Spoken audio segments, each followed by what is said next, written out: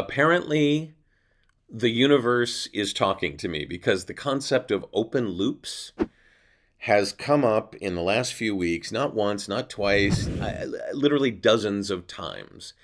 So it's time to revisit what an open loop is and how you can use it in your creative pursuit as a performer. And we'll do that in this episode of the VO Heroes podcast.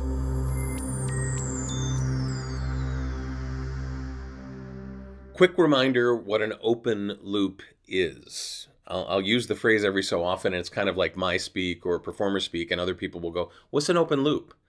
And it happened just earlier this afternoon, so I wanted to kind of grab this now while I can and do a podcast episode on it. So an open loop, for all intents and purposes, is the statement of something that leaves things left out, leave things unknown.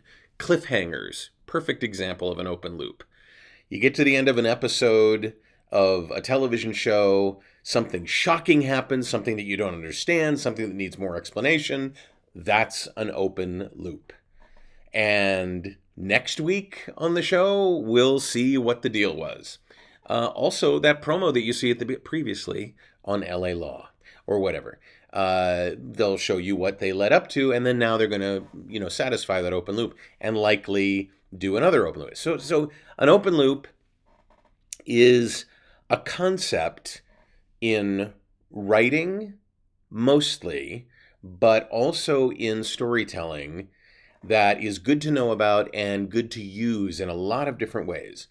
As I record this, we just got finished with the latest version teaching the ACX Masterclass, and in the ACX Masterclass, we talk about choosing your retail sample on ACX. When you narrate an audiobook, you want to choose a piece of that audiobook that used to be the sample that people would hear when they would press the sample button or the listen button. It would play a piece of it that was picked specifically by the rights holder, the author, the narrator, to show off what they would get if they bought the book. Of course, Audible now plays just the first 5 minutes of it, so we have a strategy for that. But we were talking about how to find those things, how to find the most effective things, the things that would whet the appetite of a potential purchaser of your audiobook.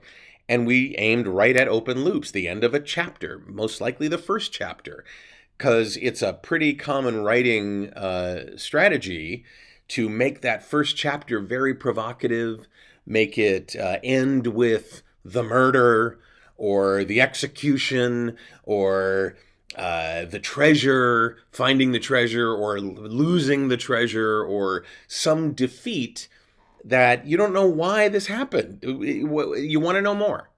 That's the core of an open loop. You want to know more. And this can be used a lot of different ways, not just with finding a good retail sample to use, but also in writing your profiles. One of the things that Dan talks about and that I talk about when we teach people how to write their ACX profile, and that I teach people how to do on any casting site or with their bios, is not to beat the reader or the listener over the head with every single detail, including the fact that you played El Gallo in a high school play.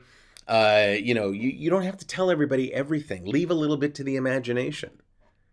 In fact, that's what an open loop is so good at, is making sure that people don't have all the facts, don't have the full explanation. That irritates us in a really good way as human beings. We don't want to know that we don't know everything. We don't want to be presented with things that are left unspoken or that we don't have the complete explanation on things.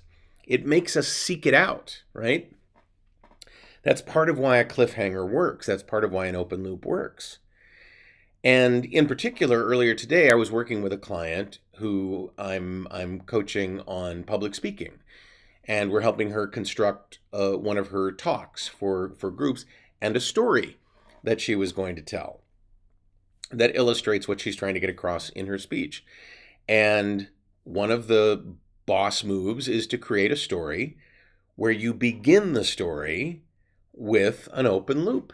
And then you later satisfy the people that you're talking to with the details. You fill them in. You start the story with something that just makes everybody go, what? I want to know more about this. Tell me more about this. So I wanted to remind you of this because open loops can be used in so many great ways. Once you get your massive bio put together, figure out what to do to shorten it. Figure out what to do to leave some things out, to make people curious. Instead of in your signature, as an example, instead of putting a link that says, commercial demo, narration demo, animation demo, IVR demo, how about a link that says, click here for the demos that have been listened to most in my portfolio?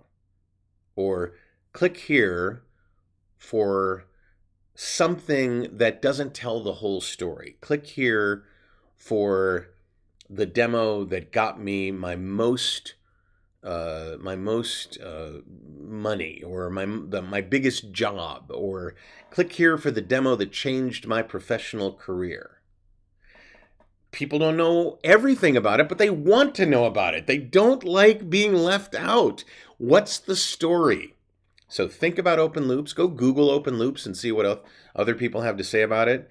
But know that open loops can be really powerful in getting people to engage with you, getting people to understand what's going on. If you have something that you want to share with them, leave a little to the imagination. Use an open loop. You can join my mailing list and get some of the coolest stuff ever. I'm not going to tell you what, but slide down to the bottom of this page if you're on VOHeroes.com and join the list. You can click the like button and something really cool will happen. You can subscribe to the channel. You can click the notification bell and you'll get notified when the next episode comes out. You can even share this with an actor or a voice talent or a writer who needs to understand the concept of open loops and how they can help. I'd love it if you'd do that. I'm David H. Lawrence the 17th. I thank you so much for watching and for listening, and I will see you in the next episode of the VO Heroes podcast.